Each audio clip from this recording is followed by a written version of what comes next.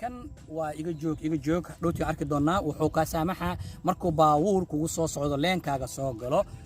ad u isticmaalaysaa in dhahdid iga joog nal oo yaro wax ku siina oo iga joog dhinaca kale waxa ku yaalo u gudbi doonaa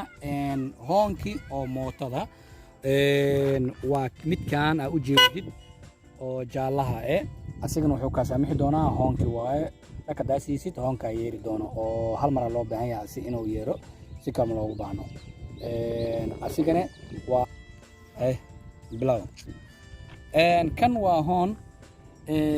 waa sidii asna midabka kaas oo kaliya waa jaalle laakiin waa hoon oo waxa loogu talagalay qofka markaad baasaysid ama kugu soo socdo ama qof jidka taagan aragtid ina hoon ugu yeerisid looma baahna inta badan markay dad aysan ku arkayna aragtid ina hoon ku yeerisid tartiib agtag dhaaf bas ku yeerin hoon hana ka naxinin waxa kale oo gudbi doonaa midkaan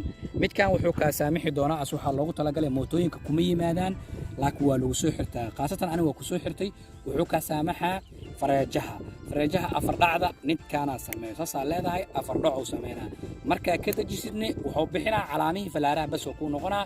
midig iyo bidix marka uu kala leexanays bas oo cadeynaa laakiin marka kan ku dartid wuxuu cadeynaa falaaraha oo muujina oo afar dhac uu sameynaa kan waxa loogu talagalay hoon kaloo dheeraad qofkii rabo uu ku darsan karaa oo kan uu isticmaali karaa furahan laakiin justina hadda ani kana isticmaalaa kan waxa uu isticmaalaa afar dhac inuu ii sameeyo oo asigana sameeyo waxa uu gudbi doonaa marka qaybta marsha gelinta oo sida marshada loo geliyo aan isla aragnaa iyadana bismillah marshada marka koo waa inaad birisoonka qabataan kadib aad qaybta hoos soo aadaa qaybtan hoos arkaysid labadan gan birimada waxay u galaysaa hoos waa ka birima ku jirto hadda waan bedelaynaa hoos aan aragna marka dadka qaarkiis laba walxaad sameeyaan qofna koro u soo gashtaa qofna intoo ka gashtaa laakiin aniga khaasatan inta ka gashtaa oo koro u qaadaa masha labaad ku jirto ila fiiriyo waa taa masha labaad ku jirto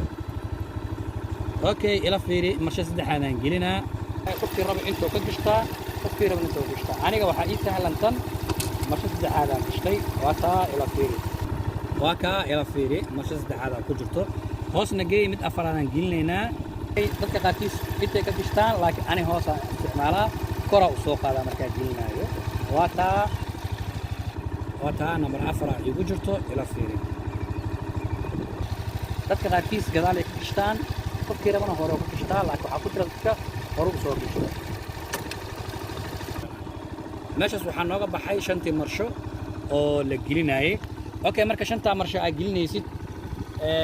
speedka qaarkiis haddii iyadoo shantaas marsho ku jirto oo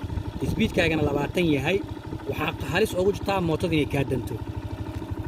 haddii xataa 40 ay marayso waa ku socon kartaa laakiin bil shardi 20 speed hadduu joogo mootada way damaysaa